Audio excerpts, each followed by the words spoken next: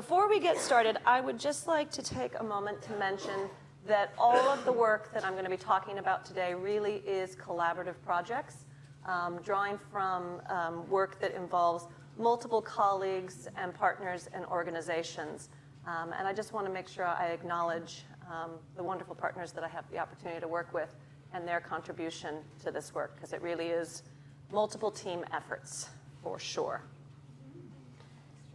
So Australia, Claire used to be in New Zealand. For the session today, I'm actually going to open up with setting the context for social emotional competence and exploring what is it. I'd like to take a quick look at some of the frameworks that are out there, both internationally and nationally, for promoting social emotional competence. Then I think we're going to use emotional literacy as an example of one of the key areas of social emotional competence and dig a little bit deeper and discuss intentional teaching practices to support emotional literacy. At that point, we're going to kind of shift gears entirely and talk about data-informed teaching in general before we look at 3 examples in practice or innovations in practice using those projects that are focused on promoting social emotional competence and using data-informed intentional teaching. So lots to do. Get ready. What I'd like you to do to start is turn to the person next to you or the people around you and have a quick conversation about what is social emotional competence and what are some of the things that you do to support children's social emotional competence. And then we'll look at a few of the ideas I have around this. So have a quick conversation. All right, that was actually a very calm start for me. Yes, it was. I mean, what are you talking about? I practiced that a lot. You have no idea. It's like, it's been lying for me. No. Oh, good, it's me. Okay.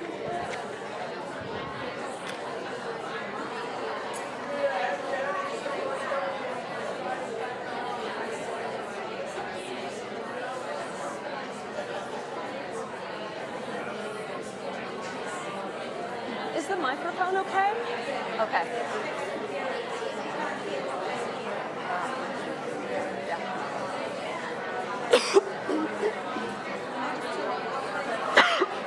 Wait till I'm done coughing.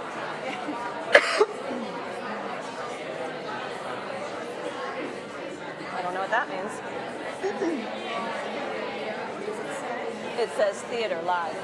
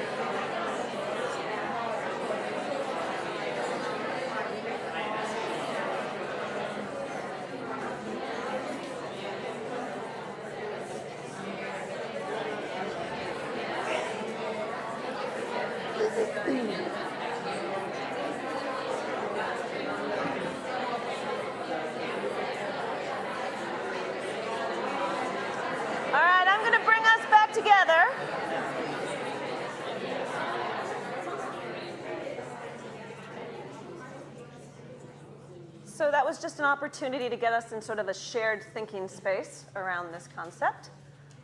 Here is the description of social emotional competence that I'm going to provide. Hopefully some of the things that you discussed are appearing here. There is not one universal definition of social emotional competence, but many different working versions. So for our purposes today, we're going to describe social emotional competence as made up of a complex set of knowledge, skills, and attitudes that children learn to use in socially and culturally appropriate ways in everyday situations. And this includes the capacity to do a couple of things: form close and secure relationships and friendships with adults and peers, engage in positive and mutually beneficial social interactions, and solve interpersonal conflicts. experience, express, and regulate emotions, or what we might call emotional literacy, and use pro-social behaviors appropriate for the situation or setting expectations. And when children have these capacities, they're able to explore the environment, play, and learn, all in the context of family, community, and culture. These capacities are also really important for children's development of a sense of competence and confidence, a positive self-identity and self-esteem, the ability to perceive and understand the social world, or what we might call social awareness, the ability to use a range of social communication strategies, and the ability to adapt in new situations or overcome challenging situations, something we might call resiliency. So I think we can all agree social emotional competence is a pretty important skill set for children to be developing. A couple of notes that I want to make about social emotional competence is that social emotional competence is not something that you have or do not have. It's not a trait, it's not a state. It's something that you learn. And it's something that children learn over time with guidance and support, opportunities to practice, and intentional teaching. So you have a really big role in supporting children's developing social emotional competence. It's also important to point out that what social emotional competence looks like and how it's enacted will be different for different children in different settings and different contexts. So you might have a child who is quite quiet and reserved, and they may have just as many social emotional capacities and competencies as the child who is loud and directing the play of others. So it's not like there's one way to be a socially emotionally competent individual making your way through the world. So what happens when children don't have social emotional competence? Anybody want to venture some guesses? They're not confident in the social situation. Not confident? Shy? Dysregulation? Withdrawal? Starting to get there. So what we get very often is what we might describe as challenging behaviors. And when we're talking about young children, we really want to make a distinction between age-expected challenging behaviors, the kinds of things that we would expect children to do in terms of crying, screaming, running away, a little bit of pushing and grabbing, that we know that with support will decrease over time in intensity and frequency. So these are things that we expect young children to do. It is normal for a child to sort of push another early on in a sort of figuring out peer relationships. But it's not normal as they get older to be doing those kinds of behaviors. And so we make that distinction between the age-expected challenging behaviors and what we might call persistent challenging behaviors. And this is any sort of pattern of repeated behavior that really starts to interfere with their learning and engagement in really meaningful ways. And when you have persistent challenging behaviors, it's really important that you get the support of a team in there to help you and some specialist knowledge in there to help you to plan around those children. However, even though challenging behavior can be age expected, it is still challenging, isn't it, when you're experiencing it? And so one of the things I'm going to encourage you to do is reframe the idea of challenging behavior into a promoting social emotional competence frame. So instead of thinking about a child as an attention seeker, think about that child as a connection seeker. And instead of thinking about a child who's giving you a hard time, think about a child who's having a hard time and needs your support. Instead of thinking that's a defiant child, that's a child who's focused on what they want to do right now and needs some supports and skills to help them transition between activities. Instead of a misbehaving child, that might be a child who is missing some really important skills that you can teach them. So when we take that sort of age-expected challenging behavior and we reframe it from a promoting social emotional competence standpoint, we have a very different orientation. And we can really do a lot to support children in these areas. So what I'm going to do right now is switch into those frameworks that promote social emotional competence and just do a really fast review. And when I use the term frameworks, what I'm really meaning is different written descriptions or illustrated figures that sort of describe different areas of teaching and learning, in our case, social emotional competence, and have the potential to sort of provide a roadmap for effective practices. I'm using the word frameworks, but you might also use the word program. Sometimes they're packaged as programs, Sometimes they're just frameworks. So how many of you are familiar with positive behavior for learning, or PB4L? Give me a show of hands. Oh, you're going to have to put your hands up higher because this I can't see. Okay, excellent. So PB4L is a Ministry of Education initiative really based in schools, primary and secondary. And it's sort of a school-wide approach to trying to promote positive behavior. And the basic premise behind it is down at the base, oh, and for some reason, most of these frameworks use the shape of a pyramid or a triangle. I'm not sure why, but everybody likes that shape. Down at the base, you have sort of practices that are put in place across the whole school. And there are things that help all students and children basically have positive behaviors in the school setting. Then up here, you have some targeted programs that are for select students, or what we might consider students at risk of having behavioral difficulties. And then up at the top, we have sort of individualized services for children who have the most intensive behavioral challenges and sort of team sort of supports. So as part of the ministry initiatives around PB4L, we've got the school-wide program, we've got Incredible Years, and a few other initiatives that kind of tie to this idea of promoting positive behavior in education settings. So building on that, how many of you are familiar with this model or pyramid? Okay, excellent.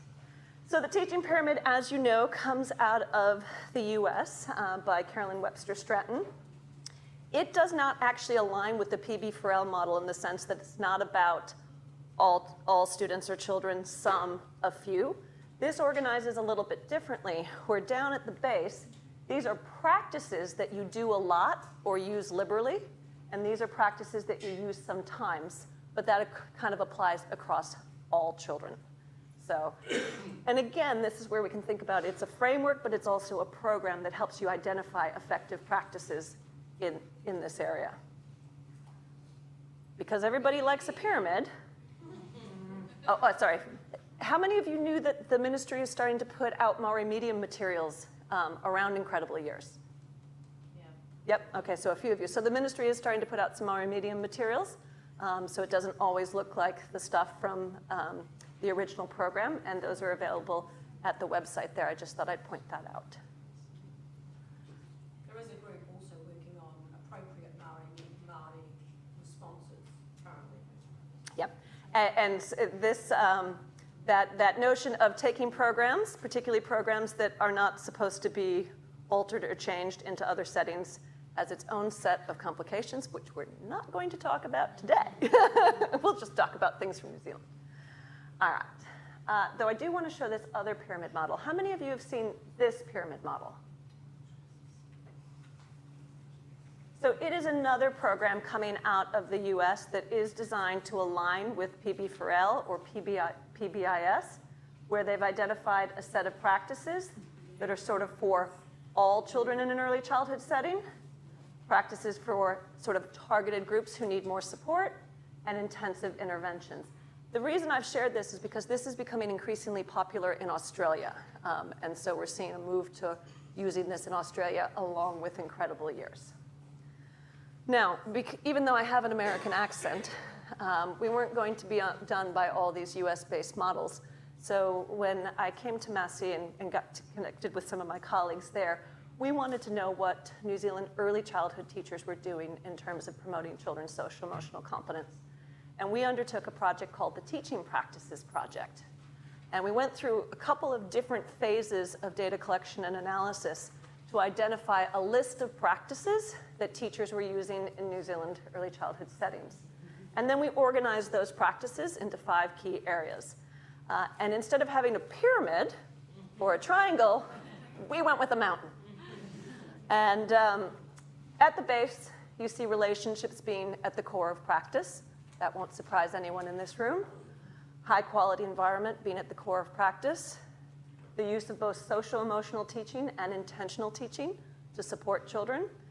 And what was different than most of the American models is at the top, instead of focusing on the children who are at the most risk or need the most help, there was sort of this set of what I might call extension practices. Things that help children go further, go beyond sort of, typical play and typical behaviors. And we called that competent and confident learners. And that really included things like agency, resilience, leadership, and really did still continue to apply to supporting all children with those skills.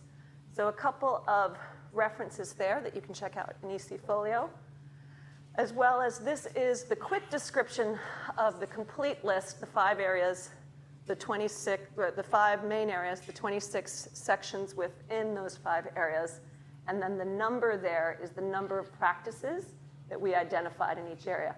And what's really important is this is not the list. This is not the only list of practices out there. It's just a list that we developed based on the data that we had collected.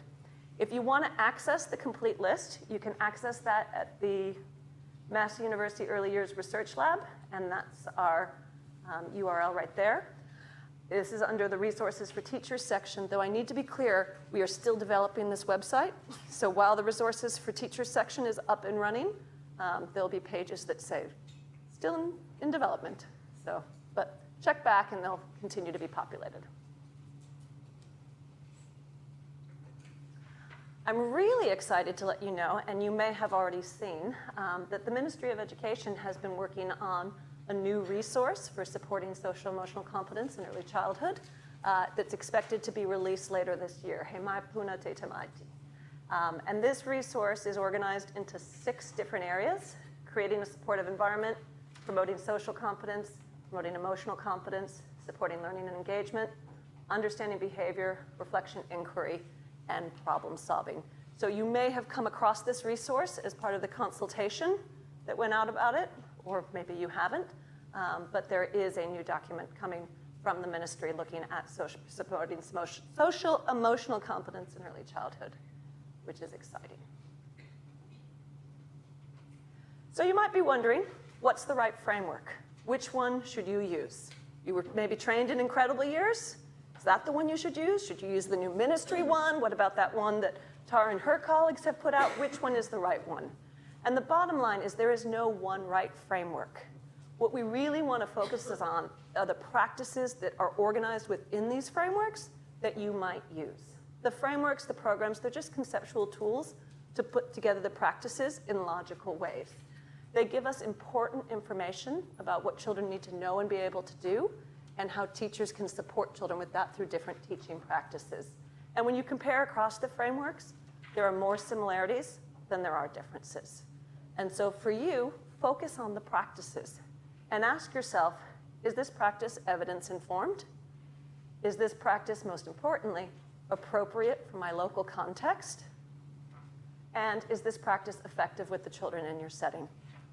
And so thinking more about the practices rather than the programs or the frameworks is what I think is key. I'm just going to take a drink. So what I'd like to do now is move into a few, just quickly, other relevant frameworks and models for our discussion today, just to set us up, starting with Te Whāriki, our curriculum document, and thinking about curriculum as sort of the sum total of all experiences, activities, and events, both direct and indirect, that occur within the setting. Obviously, we know this is organized by our principles, our strands, our goals, our learning outcomes. You might be asking yourself, okay, well, where does social emotional competence fit within our curriculum framework? And I would say it fits throughout. And when we look at the learning outcomes, we can identify places where those earlier skills to do with social emotional competence that I defined show up in the learning outcomes. And I've done that by just putting a couple of stars to sort of give some indication of sort of how closely different things might be aligned to the skill sets of a social emotional competence. It is not uncommon for people to think that social emotional competence is mainly in the areas of well-being and belonging. However, when you look at this, you can see it's quite strongly represented in contribution, as well as communication and exploration. It is throughout the curriculum. And so when you're supporting and promoting children's social emotional competence, you're working on the learning outcomes in the curriculum. Another model I'd just like to share, particularly because it connects to one of the projects, is Te Whāriki Tapawha, the health and well-being model by Sir Mason Drury. And this model just outlines sort of 4 key pillars of individual's health and well-being, focusing on the mental, emotional, social well-being, spiritual well-being, and physical well-being. And the idea is that all of those need to be considered when thinking about overall health and well-being. So that's us on the frameworks. We're going to kind of do these different things. We're going to dig now into emotional literacy and the idea that, and I'm going to define emotional literacy as the ability to identify, understand, express, and regulate emotions in a healthy way. And we're going to think about, well, what do children need to know and be able to do? And what can teachers do to support them?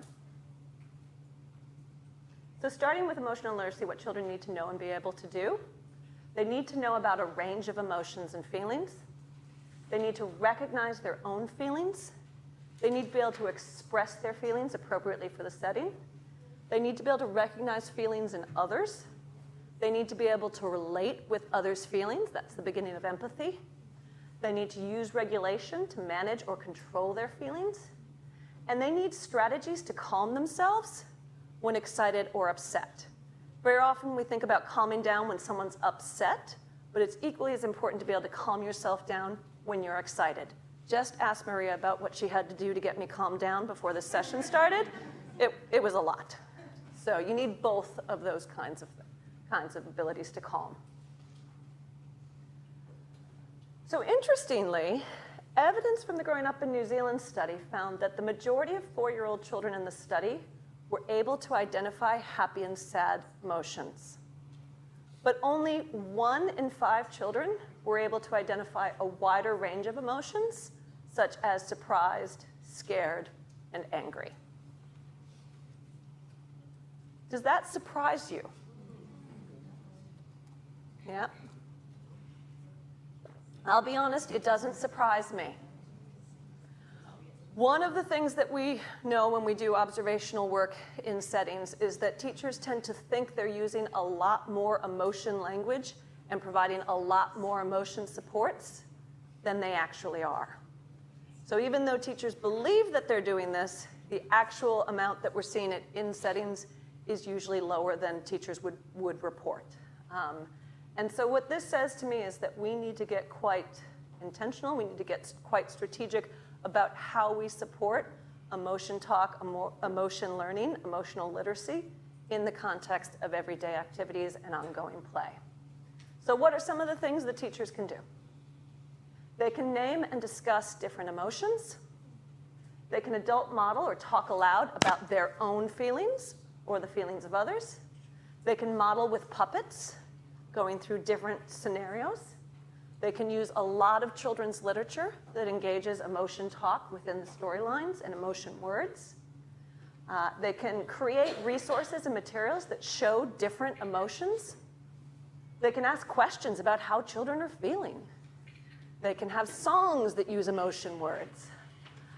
Really importantly, we also need to create opportunities for children to practice talking about emotions and describing emotions outside of emotionally charged situations. So children need to know about emotions and what they mean in times when they're not in that emotional state, but their ability to describe it.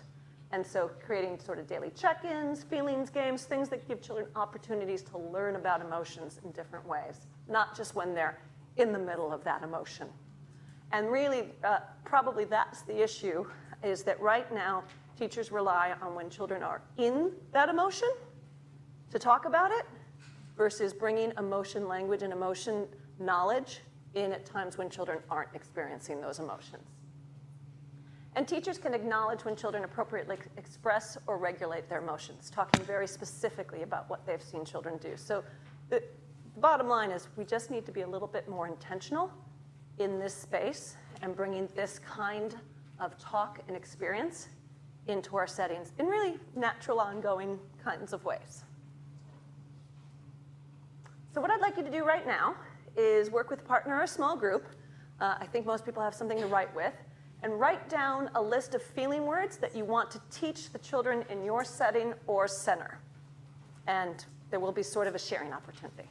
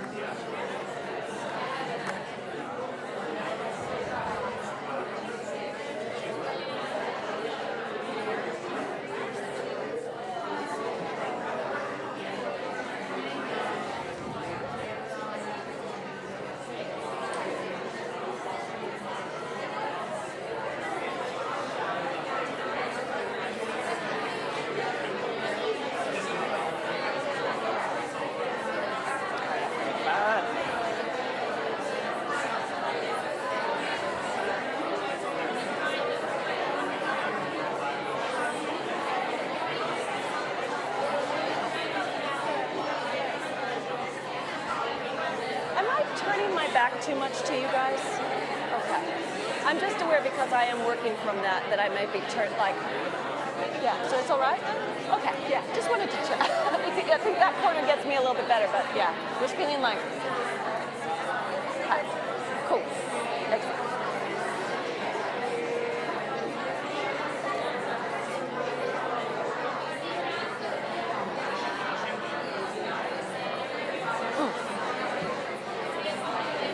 Just in case. I've already, yeah, because I'll just dry out. Yeah. Well, what? Oh, search for their series. Like if you go to their homepage for the series, then you can get to the YouTube clips. We'll get Maria to write it down for you. Yeah. Yeah, no, we'll have Maria write it down in terms of where to access it from. Sorry. Where are you from? In the States? In the States too. I'm from Chicago. Okay, we moved to Chicago. Oh, okay. Okay. College in Chicago for a while. Excellent that you could be here. Fabulous. It's such a small world because like maybe most are in our church, Auckland Unitarian Church, Epsom, Chicago as well. Yeah. New Zealand's a particularly small world. Yeah.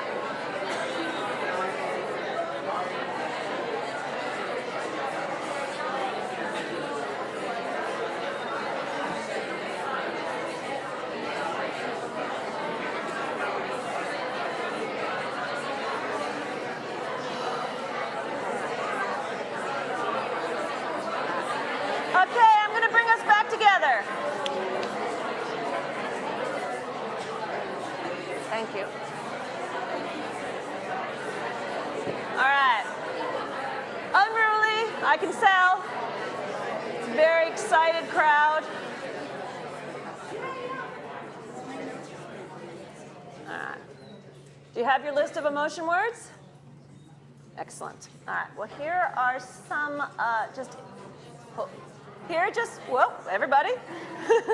Here are some examples of emotion words coming out of part of these new materials. This is only a selection of words.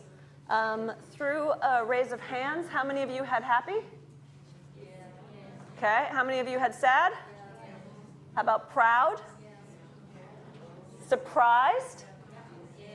Angry? Cheeky? Okay. Frustrated? Tired? Scared? Hungry? So real quick, I do want to point out that words like tired and hungry and thirsty, they're not actually feeling states or emotion words. They're physical states. And what makes them different than emotion states is if I'm tired, that can be remedied with sleep. If I'm hungry, that can be remedied with food. You get the idea. But we don't make that distinction with young children. We don't say, how are you feeling? And they say tired, and you say, no, that's a physical state, not an emotion word. Okay? We just accept that as a feeling and talk about what it feels like to be tired or hungry and thirsty. And then these other ones, to be scared, to be frustrated, to be happy, to be sad, to be proud, they really are emotion states. And while we have a general understanding of why children, when and why children, and we all might feel these, it is personalized, as well as how one changes within states is also personalized. Other words that you wrote down that aren't shown here, and this is just a selection. Upset. Upset. Confused. Anxious. Overstimulated. Disappointed. I heard something over here. Joyful. Sorry, two at a time. One then the other. Embarrassed. Playful. Mm-hmm. And it is important that we think, even though it can be quite easy to think about emotions as positive emotions or negative emotions, we have to be careful with that kind of language, because all emotions are important and all emotions are valid. But we do want to introduce children to the range of emotions in both what might be sort of a more positive state and the states that we want to be in a regular, sort of more consistently, and the negative states that, you know, it's perfectly reasonable and valid to experience those and feel those, and we want to let children feel those emotions, but we don't want them to be staying in that state. So making sure you've got that balance of words. Now, by raise of hands, how many of you have sat down with your team and created a list of emotion words that you want to teach children in your setting?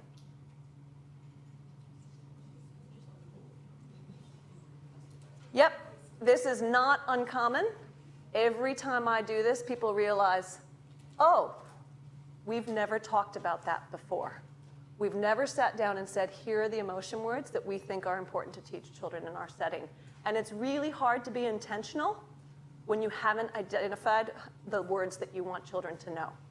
So then you really are relying on when children experience emotions rather than introduce that into their daily routine through a variety of other ways. So I think it's really important, and I hope the one thing that you walk away from today is that you go back and you sit down with your team and you come up with your list of emotion words. I think that's really important. Couple of things to keep in mind. For younger children, be consistent with the words you use and teach. So instead of having angry, mad, upset, start with sort of a core word, make sure that's understood, and then expand that, oh, angry is also mad. It's a different word, but it has a similar feeling.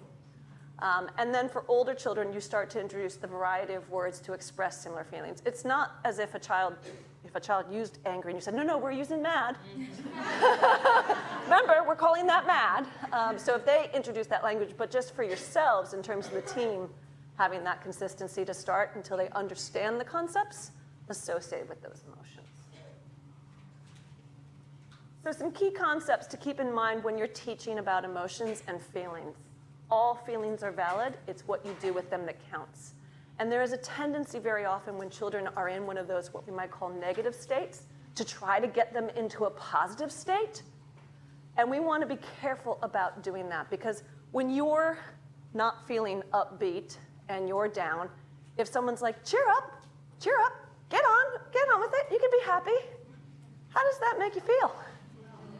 Yeah, not so good. So we need to make sure that we allow children to be in those sort of different states and give them the space to do that.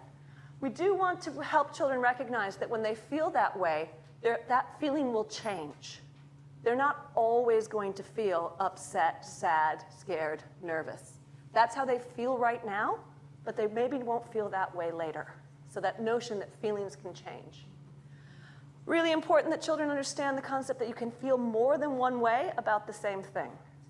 Going into today's session, I was both excited and terribly nervous. Two feelings going on at the same time, and that's okay.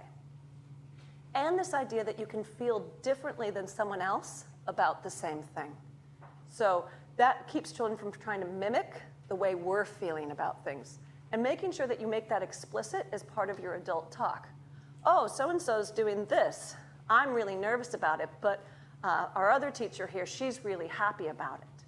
You know, giving that model that same thing, two people feel different things.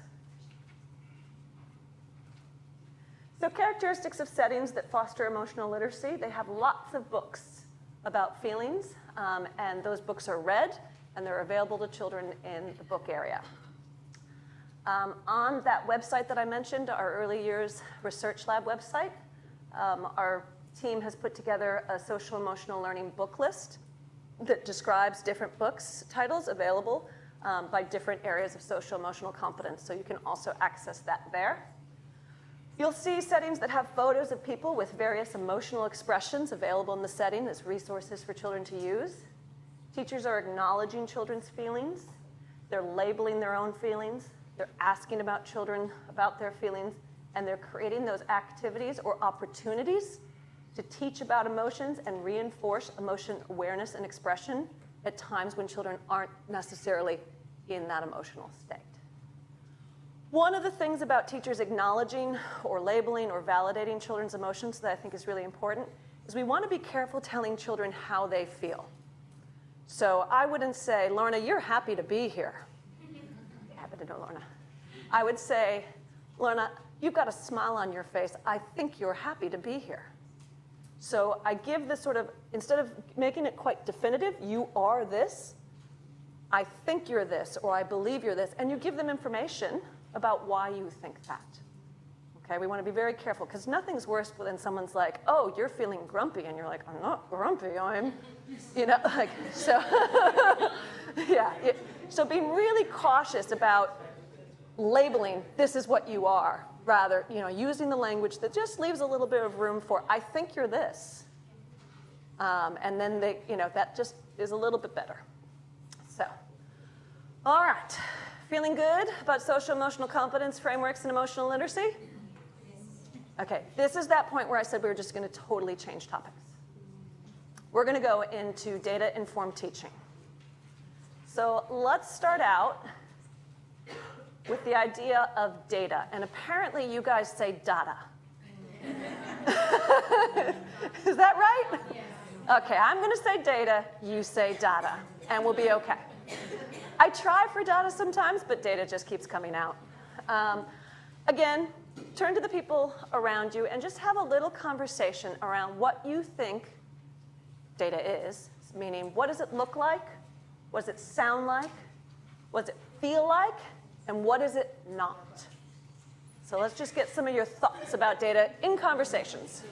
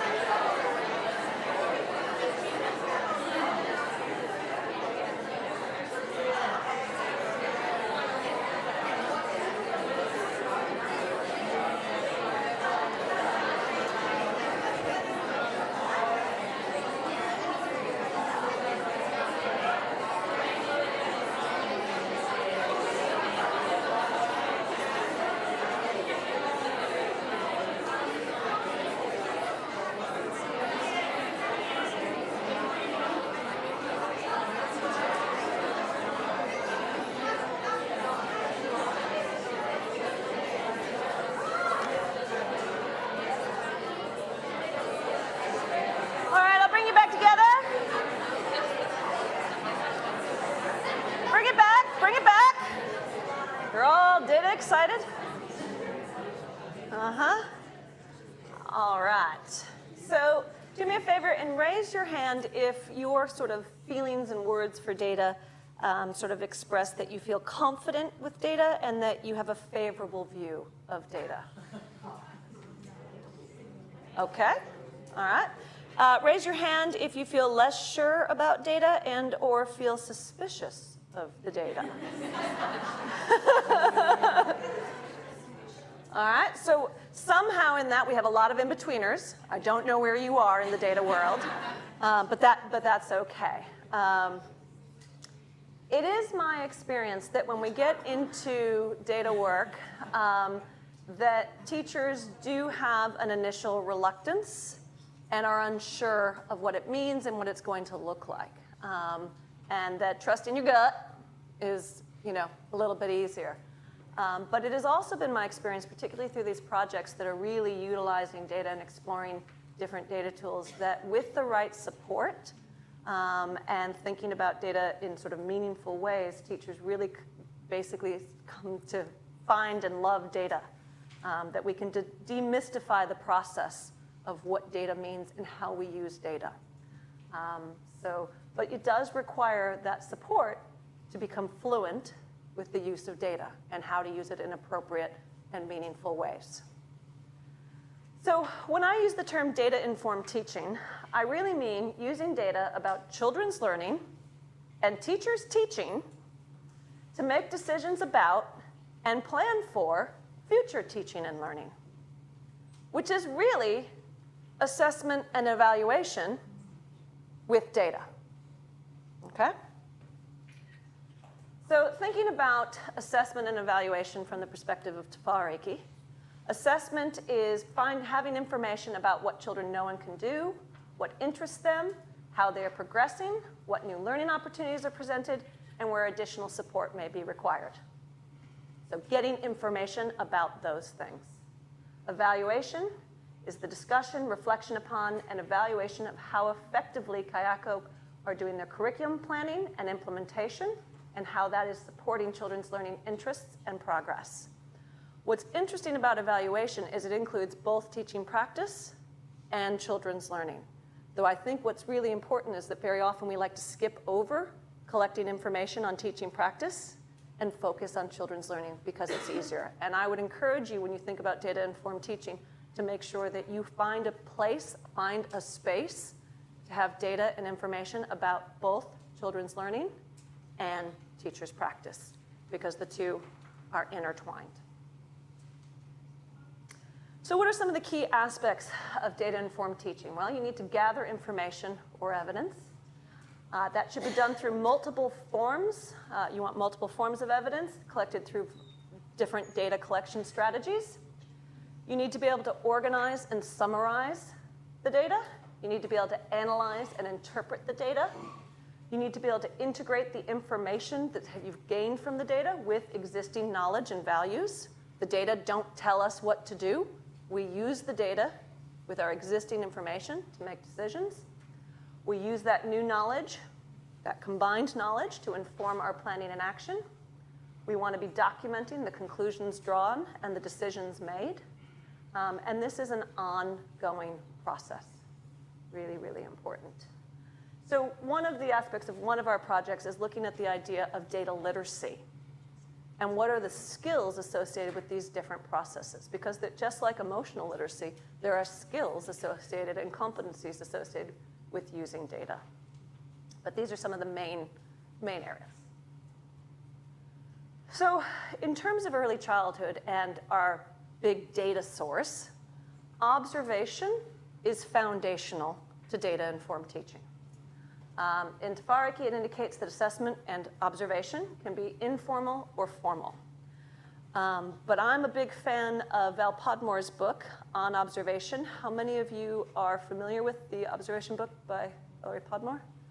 Some? Okay.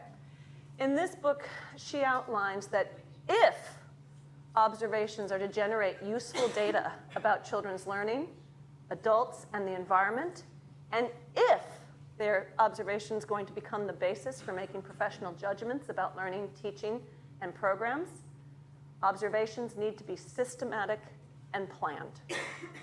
So what does that mean, to have observations be systematic and planned? Well, it means that teachers need to know and choose what to observe, when they're going to observe, how they're going to observe, and how they're going to analyze and document that observation. And these things, these choices that we make around what, when, how, and documentation need to be quite intentional. sometimes thought out a priori, sometimes done through a reflective process. So in that wonderful book on observation, Podmore identifies all these different ways to observe. She outlines different quantitative methods, different qualitative methods. And I'll just give you a second to read that while I drink some water.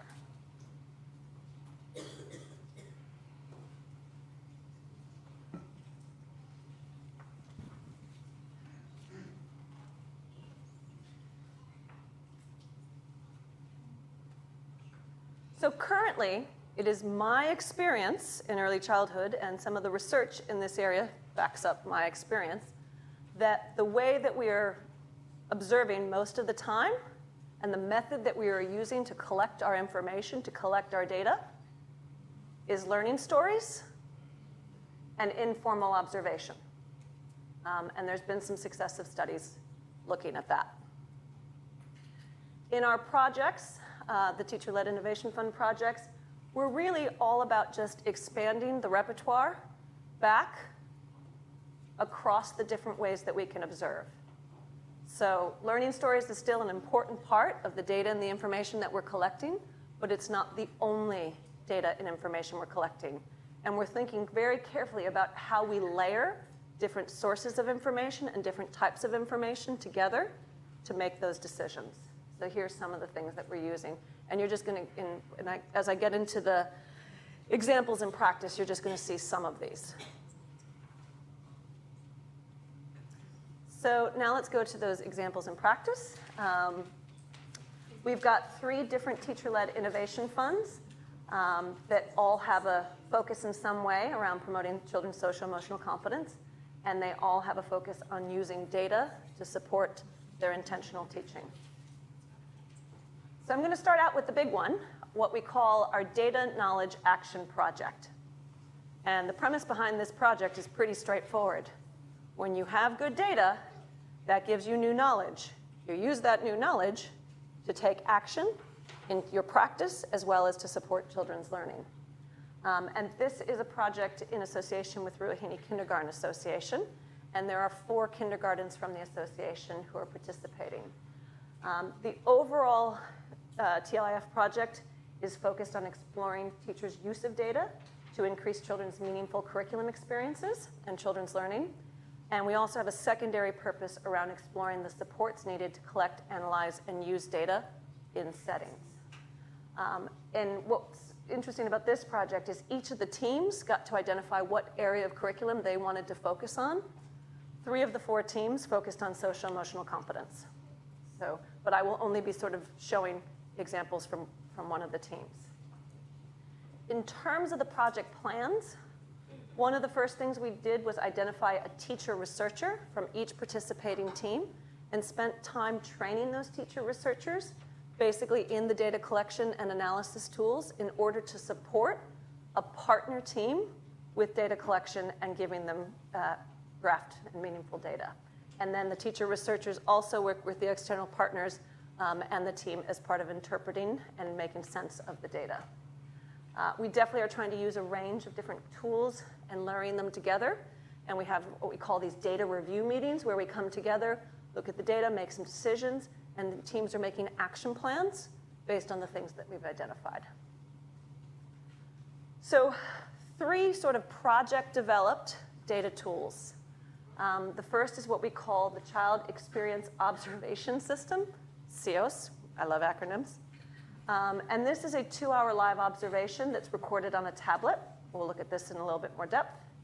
The second is a GoPro play and learning analysis where the child is actually wearing a GoPro camera for up to 2 hours. And we select video clips from that for analysis and discussion as a team. And the final is a child information profile, which are paper forms to complete that are just provide structured prompts in different areas of the child's learning. So I'm going to take this by starting with the child information profile. So the child profile is a project-developed tool. It's really a place to support discussion and recording information about different areas of children's learning, those being the areas. The idea is that the tool is not supposed to be used where you complete the whole thing, but rather you select areas that are interesting and important to you. And so, you might select the social emotional competence profile and do that across a group of children individually. Or if you are focused on a particular child that you want to know more about, then you might work across the profile forms. So it can be used in dynamic ways. What's really important about the child profile is it's not about completing the forms. It's about the discussion amongst the teaching team that is supported when you have these sort of structured prompts. There's two ways from our pilot study there are different ways that we had teachers try completing it, and there's two ways that we recommend that we think support maximum discussion. The first is to have team members fill it out separately and then come together to create a shared consensus and discussion. And what's really powerful about this approach is that if you've completed it separately, you've sort of done your thinking, you've staked your ideas down, and then when you get to that conversation, because you've done your thinking and it's written down, when someone else has a different view, you don't acquiesce. You don't go, oh, yeah, I think that too. And so the conversation is really rich, really rich. But it may not be practical for everybody to do it separately and have those meetings. So we do have the option of completing it together, but we really want teachers and teams to guard against that idea of, oh, yeah, I think that too. Because it's not about getting agreement and getting it down on the form. It's about the discussion.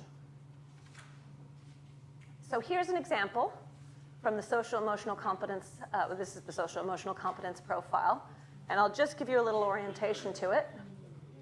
Here are some key areas related to social emotional competence down on the left. Here's a question. When the child's in a familiar context, how does she do these things? What helps or hinders the child in these situations? And then related to social emotional competence and what we call some critical questions. Does the child have a secure connection with at least one member of the teaching team? Or does somebody in the teaching team connect with them at least every day? And how are their peer interactions in general? And I have to say, we've done this with multiple teams in a couple of different projects, and the feedback, and it doesn't matter which form they use either, whether it's the social emotional competence one, the oral language one, it doesn't matter. The feedback is always the same.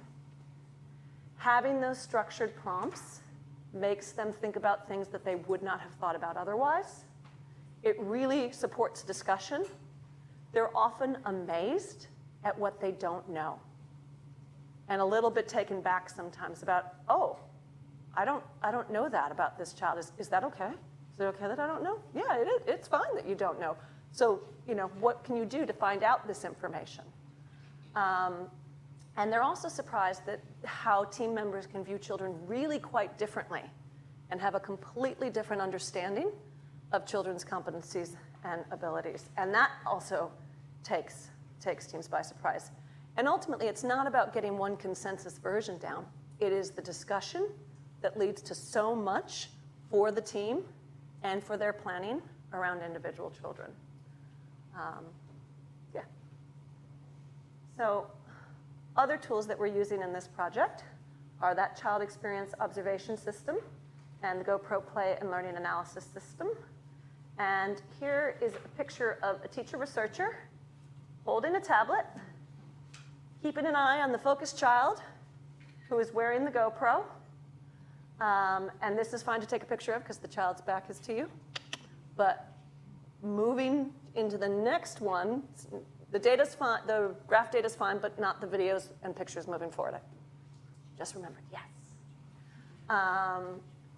And so the teacher researcher is completing the child experience observation system, recording different frequencies and durations of different code sets that we've developed. And that can be everywhere, anything from where the children spend their time, indoor, outdoor, on the veranda, who they're playing with, the types of activities, the nature of the teacher-child interactions. Our teams have started developing their own code sets of things that they're interested in and want to know about, and we designed the system to support that. And at the same time, that GoPro is on the child and collecting video footage that we then clip and focus on things that are interesting to the team. We don't watch the whole footage. Actually, there are a few teams who have, but it's not what the system's designed for. So here's the interface of the tablet. It is quite an old and clunky system using Moose's observational software and Lily observational coding software. Even though it's old and clunky, it's cheap. And it's fairly easy to use. All of our teacher researchers are now fluid with these systems. And what's nice about the system is that you do the touching the tablet, take the Lily observation file, throw it into the Moose's software. It runs all your tallies for you. And then we've created graphing templates that the teacher researchers can put the data into, and you get graph data.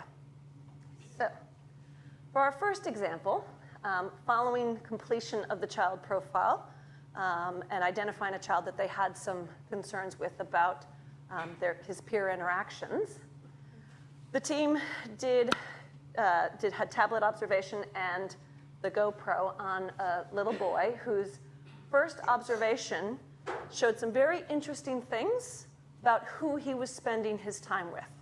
And this is a 2-hour observation of the child, probably from about 9 to 11. And just to orient you here, this is percent of time across the 2 hours.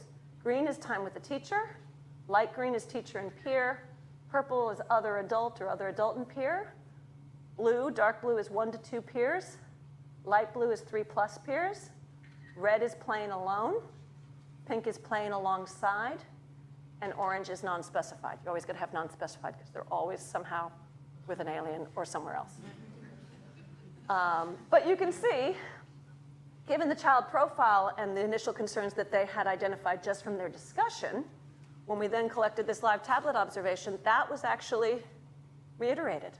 Okay, yeah, that he's spending a large portion of time alone. Now, I want to be clear, playing alone doesn't necessarily mean it's unproductive play. It can be very productive play. So that's why the multiple data sources are rather important here, because we've got this data source paired with their discussion from the child profile going together to say, okay, we've got some concerns here. Okay, so really knowing what the data can tell you and not tell you for any given data source is really important, and pairing those together. So then, we've got the GoPro. And this is a particular clip that is fantastic of the child trying to enter or preparing himself to enter a peer play situation. Now, I will tell you, one of the things about the GoPro that is really exciting is children's self-talk is amazing. We get lots of self-talk. But this self-talk that you're about to hear, and you won't see the child because he's wearing the GoPro, okay? So focus less on what you're seeing, because it will shake around, and focus more on what you're hearing.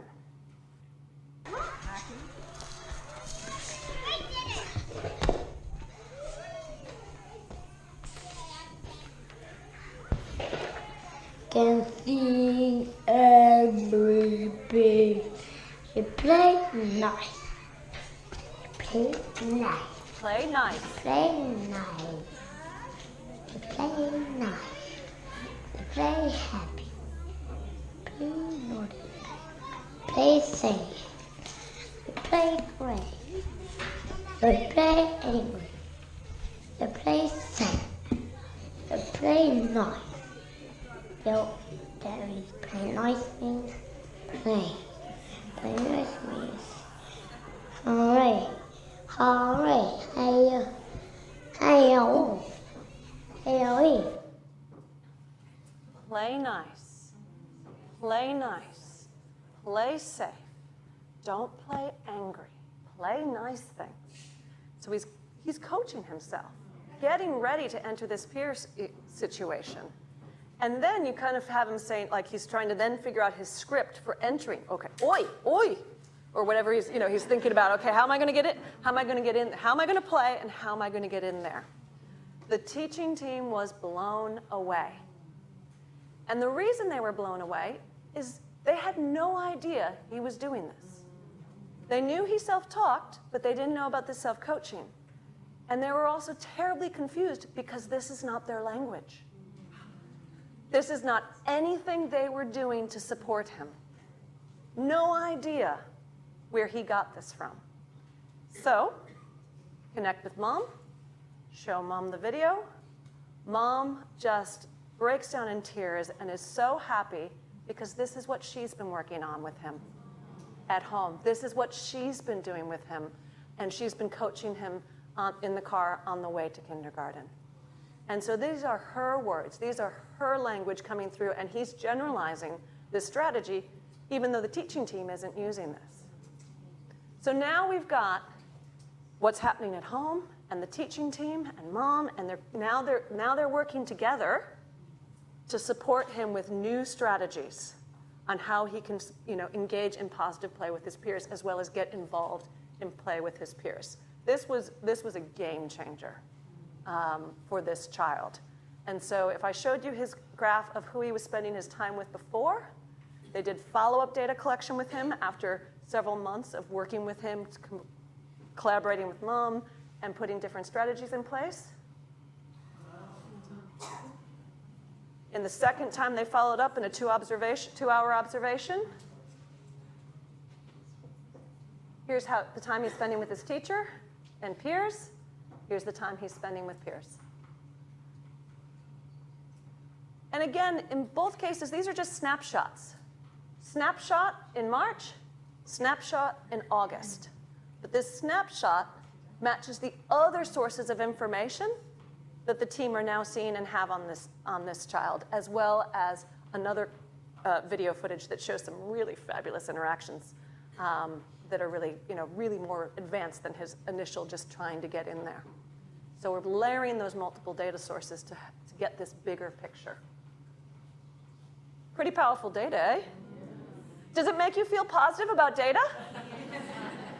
That is my mission in life, make people excited about data the way I get excited about data. All right, going on to the next TLIF project. And this is a project titled Unpacking a Puzzle of Practice. And this is with the Palmerston North Best Start. And they're exploring ways to support consistent, intentional teaching to promote children's social emotional competence. In this project, we're working in one center that has 6 sections from infants and toddlers through to preschool and over 26 teachers. In their project, they wanted to develop and use a center-based teacher inventory of practice and a center-based child assessment focused on social emotional competence learning progressions. And they wanted to use video as a teacher reflection tool to support sort of teacher-identified goals with feedback and support. And the teacher-identified goals actually came out of the teacher inventory of practice. And they're really focused on being able to use the sort of these new frameworks and the data collection tools that we've designed around those frameworks to improve practice and increase children's social emotional competence over time. So their inventory of practice was organized around Te Whāriki Tapawhā model, thinking about the physical, emotional, social, and spiritual well-being. They actually used our teaching practices list, as well as a couple of other resources to identify practices that were important to them.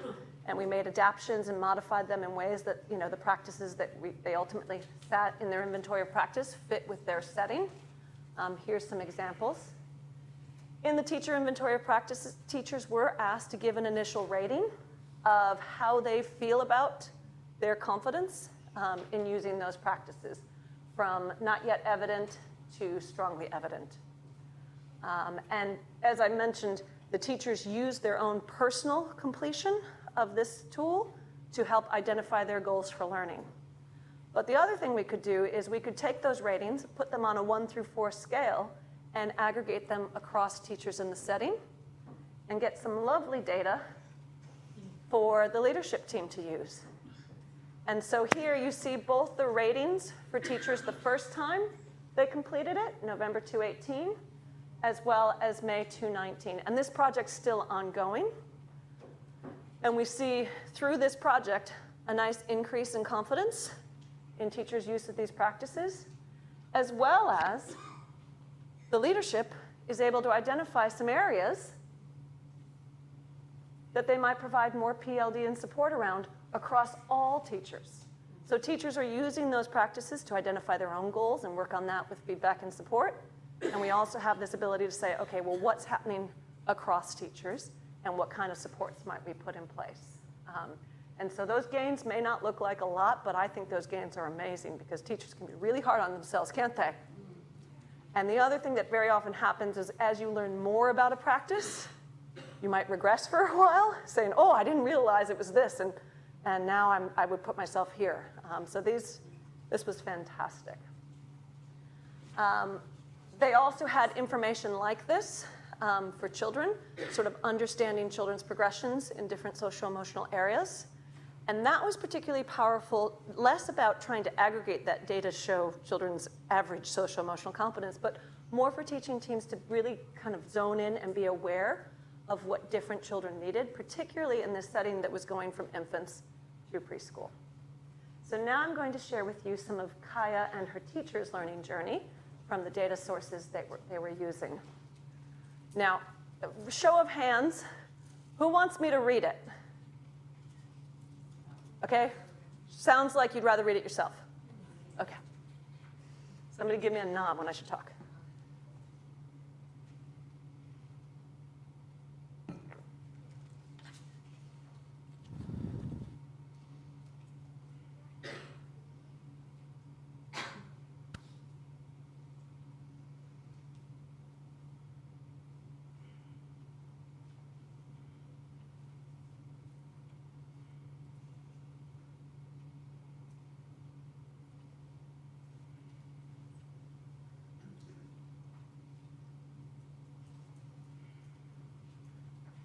All right, so I'll just point out, teacher trying out a new practice based on their inventory of their framework, something that teacher wasn't already doing in a meaningful way. Connects that to something that in terms of the child's learning, some connection with mom. So using that as a starting point. I think it's about a month later.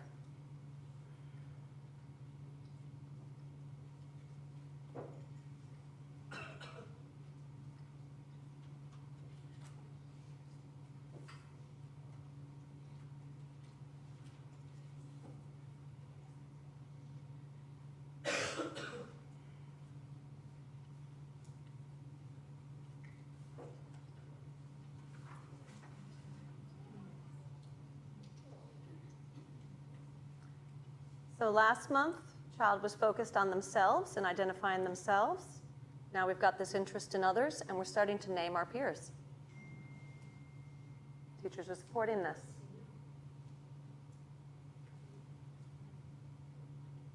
So we've gone from identifying ourselves, being interested in ourselves, to taking an interest in peers, starting to name our peers, and now getting into some interactions that involve peers with support.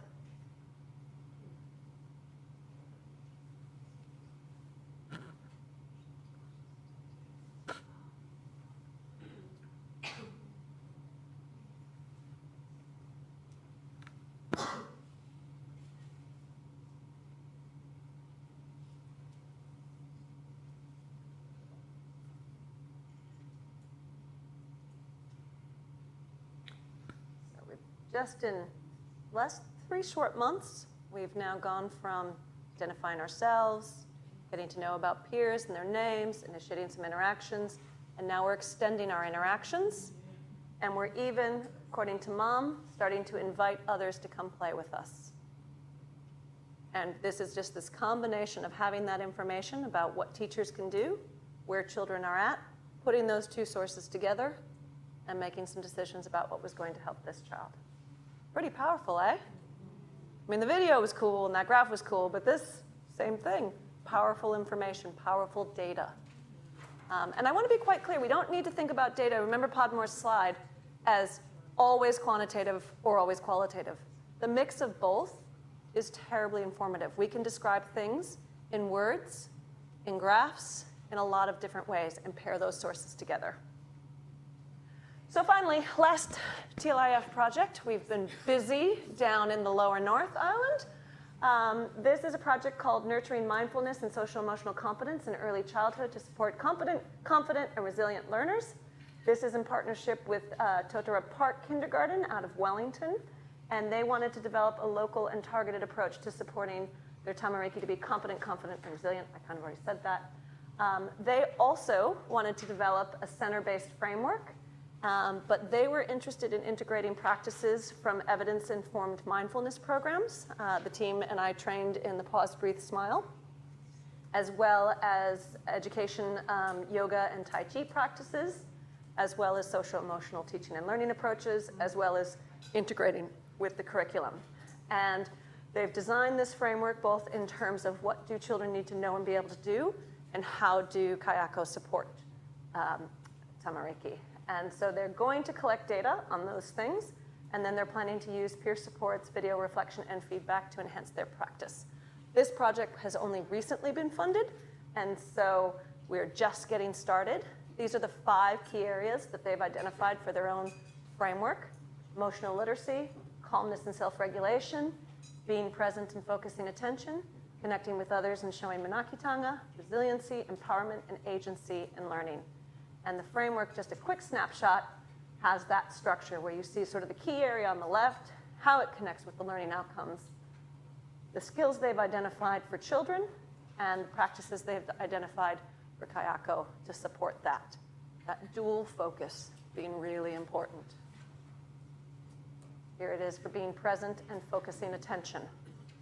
And they're kind of creating their own child profile as well that has key questions in those areas.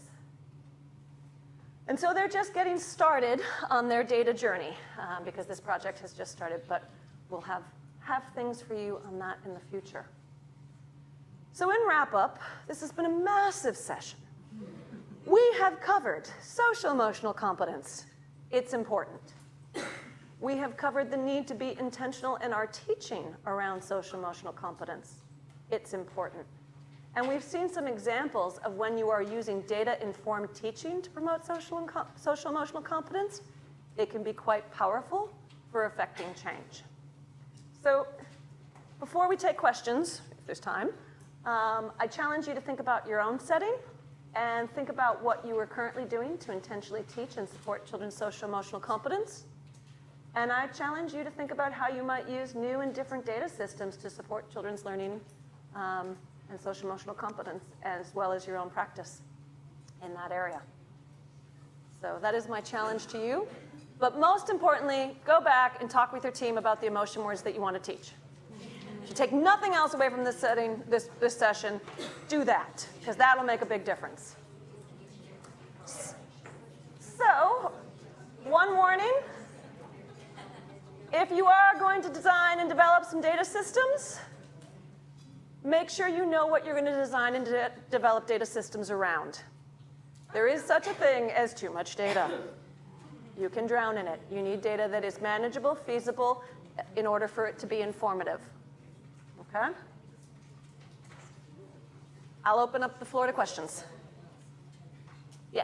I guess just on that, when you said that with the GoPro data, you didn't watch it all. How did you sort of decide when to watch? So in the context of that Teacher-Led Innovation Fund, obviously we have teacher release time.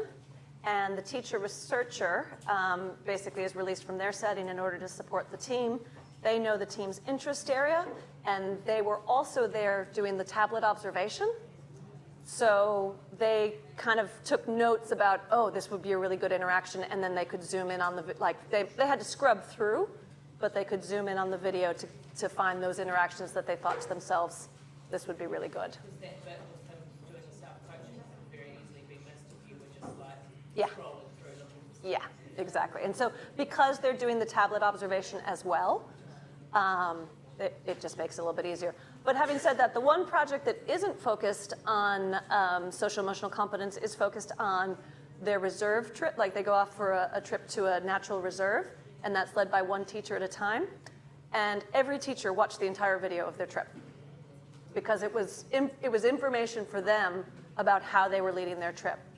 And interestingly enough, something I didn't mention, particularly in that setting where the child was doing the self-coaching, teachers have started wearing cameras as well, so they can pick some of their own interactions to analyze and understand the way they're supporting children. Yeah. It's about how we use the language of self-regulation and social competence, because for me, I see them as a journey, and actually I see them as a fluctuating journey with actually there's no goalpost that you finally get past. And so when we see it written in documents, like there's a new one coming out, you know, should we not have a word that goes before self-regulation or a word that goes before social competence, like social competence journey or towards social competence, or I don't know. I worry about it because I think that a young child doesn't just get self-regulation. No. It's co-regulation. It's co-regulation, yeah. And even as an adult, Yep. I need co-regulation. Yeah.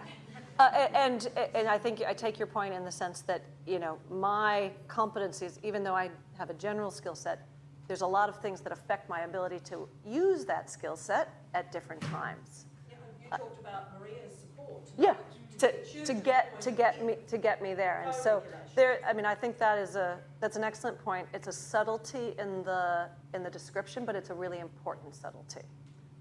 Thinking about that is it's. Yeah, well, that is, so that it's not static, that it is ever changing and ever developing, not just in childhood, but through. Because I don't like when people say, "Oh, you can't self-regulate." Mm-hmm. Yeah. It doesn't, you know. Yeah.